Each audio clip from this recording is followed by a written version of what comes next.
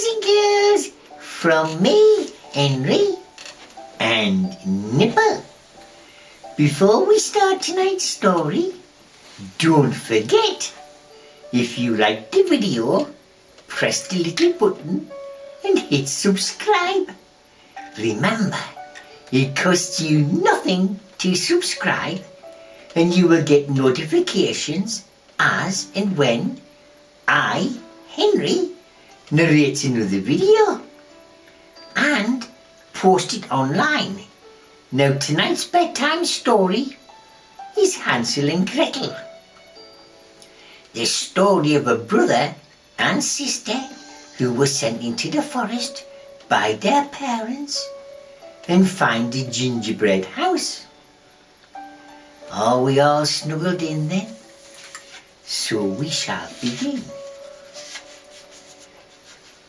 Once upon a time, hard by a great forest, dwelt a poor woodcutter and his wife. His two children, the boy was called Hansel and the girl Gretel. He had little bite and to break, and once when great dearth fell on the land, he could no longer procure even daily bread now. When he thought over this by night in his bed and tossed about in anxiety, he groaned and said to his wife, "What is to become of us?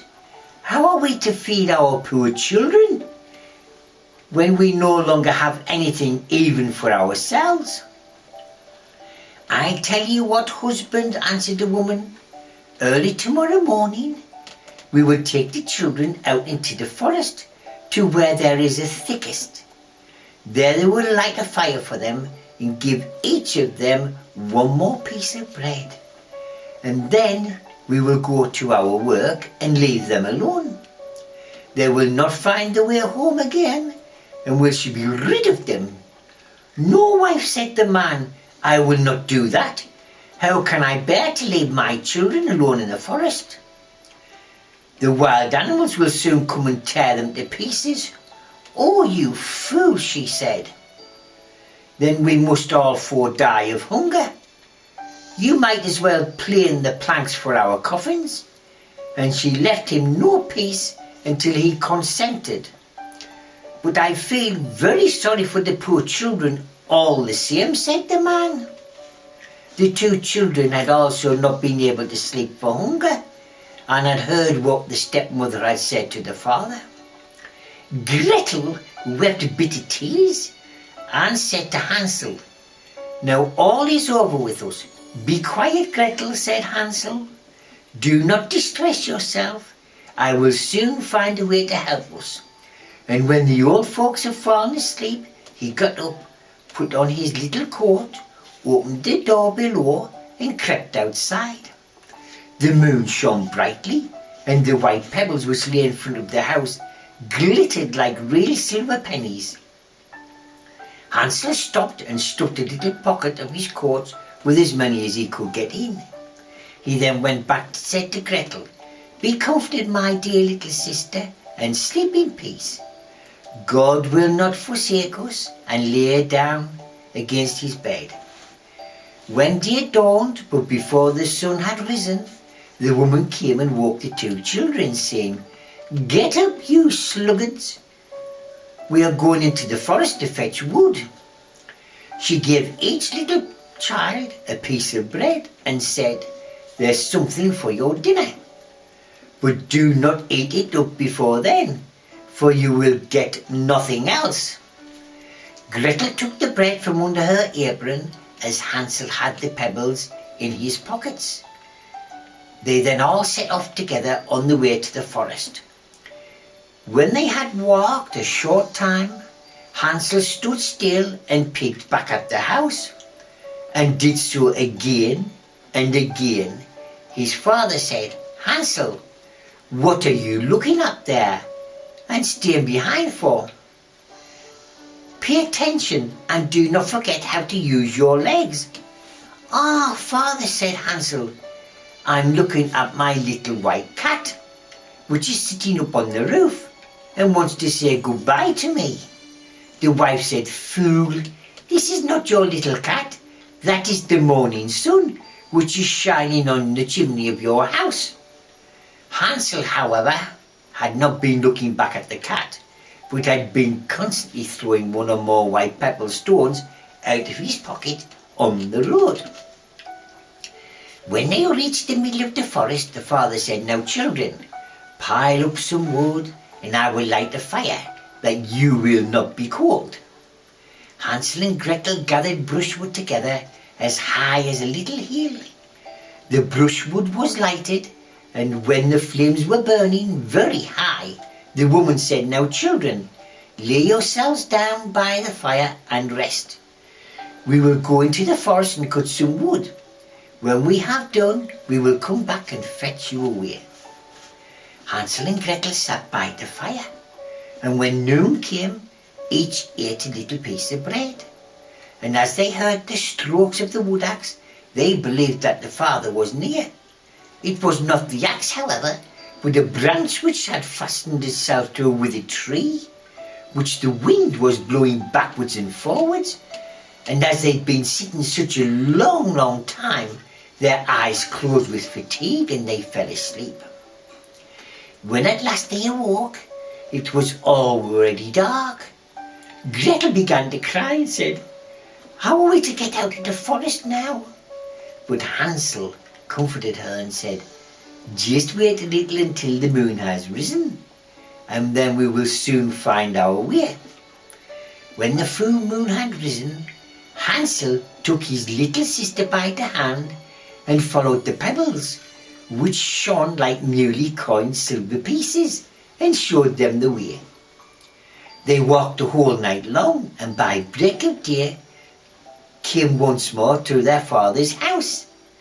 They knocked at the door, and when the woman opened it and saw that it was Hansel and Gretel, she said, "You naughty children, you have slept so long in the forest. We thought you were never coming back at all." Their father, however, rejoiced, for he had cut him to the heart to leave them behind alone. Not long afterwards, there was once more great death throughout the land, and the children heard their mother saying that night to their father, "Everything is eaten.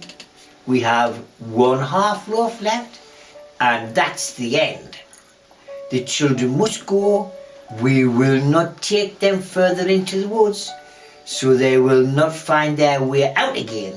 There is no other means of saving ourselves." The man's heart was very heavy, and he thought, "It would be better for you to share the last mouthful with your children." The woman, however, would listen to nothing that he had to say, but scolded and reproached him. He who says A must say B likewise, and he had yielded the first time, he had to do a second time also. The children, however, were still awake and heard the conversation. When the old folks were asleep, Hansel again got up and wanted to go out and pick up pebbles as he had done before. But the woman had locked the door, and Hansel could not get out. Nevertheless, he comforted his little sister and said, "Don't cry, Gretel. Go to sleep quietly. The good God will help us." Early in the morning came the woman and took the children out of their beds. Their piece of bread was given to them, but it was still smaller than the time before.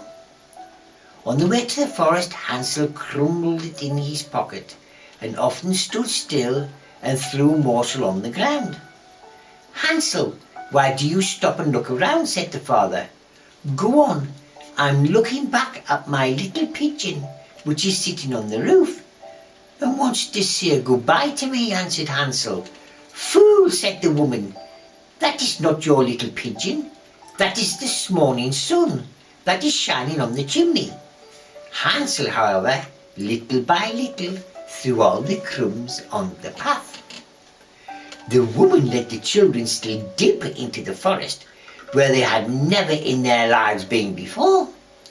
Then a great fire was again made, and the mother said, "Just sit there, you children, and when you are tired you may sleep a little. We are going into the forest to cut wood, and in the evening when we are done, we will come and fetch you away." When it was noon, Gretel shared her piece of bread with Hansel, who had scattered his by the way. They then fell asleep, and evening passed, but no one came to the poor children. They did not wake until it was dark at night, and Hansel comforted his little sister and said, "Just wait, Gretel, until the moon rises, then we shall see the crumbs of bread which I've strewn about. They will show us the way home." When the moon came, they set out, but they found no crumbs, for the many thousands of birds which fly about the woods and fields had picked them up. Hansel said to Gretel, "We shall soon find the way," but they did not find it. They walked the whole night and the next day from morning till evening, but they did not get out of the forest, and they were very hungry, for they'd had nothing to eat but 2 or 3 berries which grew on the ground, and they were so weary that their legs would carry them no longer.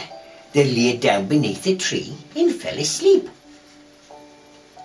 It was now 3 mornings since they left their father's house. They began to walk again, but they always came deeper into the forest, and if help did not come soon, they must die of hunger and weariness. When it was midday, they saw a beautiful snow-white bird sitting on a bough, which sang so delightfully they stood still and listened to it. And when its song was over, it spread its wings and flew away before them, and they followed it until it reached a little house, on the roof of which it alighted. And when they approached the little house, they saw it was built of bread and covered with cakes, but that the windows were of clear sugar. "We will set to work on that," said Hansel, "and have a good meal. I will eat a bit of the roof, and you, Gretel, can eat some of the window. It will taste sweet." Hansel reached up above and broke off a little of the roof to try how it tasted, and Gretel leaned out of the window and nibbled the panes. Then a soft voice cried from the parlour, "Nibble, nibble, gnaw. Who is nibbling at my house?" The children answered, "The wind, the wind, the heaven-born wind," and went on eating without disturbing themselves. Hansel, who liked the taste of the roof, tore down a great piece of it, and Gretel pushed out the hole of one of the round window panes, sat down and enjoyed herself with it. Suddenly the door opened, and a woman as old as the hills, who supported herself on crutches, came out. Hansel and Gretel were so terribly frightened that they let fall what they had in their hands. The old woman, however, nodded her head and said, "Oh, you dear children, who has brought you here? Do come in and stay with me. No harm shall become you." She took them both by the hand and led them into her little house. Then good food was set before them, milk and pancakes with sugar apples and nuts. Afterwards 2 pretty beds were covered with clean white linen, and Hansel and Gretel lay down in them and thought they were in heaven. The old woman had only pretended to be so kind. She is really a wicked witch who lay in wait for children, and had only built the house of bread in order to entice them in there. When a child fell into her power, she killed it, cooked it, and ate it, and then was a feast for her that day. Witches have red eyes and cannot see far, but they have a keen scent like the beast, and are aware when human beings draw near. When Hansel and Gretel came into her neighbourhood, she laughed with malice and said mockingly, "I have them. They shall not escape me." Early in the morning, before the children were awake, she was already up, and when she saw both of them sleeping and looking so pretty, with their plump and rosy cheeks, she muttered to herself, "That will be a dainty mouthful." Then she seized Hansel with her shriveled hand, carried him into a little stable, and locked him in behind a grated door. Scream as he might, it would not help him. Then she went to Gretel. She took her till she woke and cried, "Get up, lazy thing, fetch some water and cook something good for your brother. He's in the stable outside and is to be made fat. When he is fat, I will eat him." Gretel began to weep bitterly, but it was all in vain, for she was forced to do what the wicked witch commanded. And now the best food was cooked for poor Hansel. But Gretel got nothing but crab shells. Every morning the woman crept to the little stable and cried, "Hansel, stretch out your finger that I may feel it. It will soon be fat."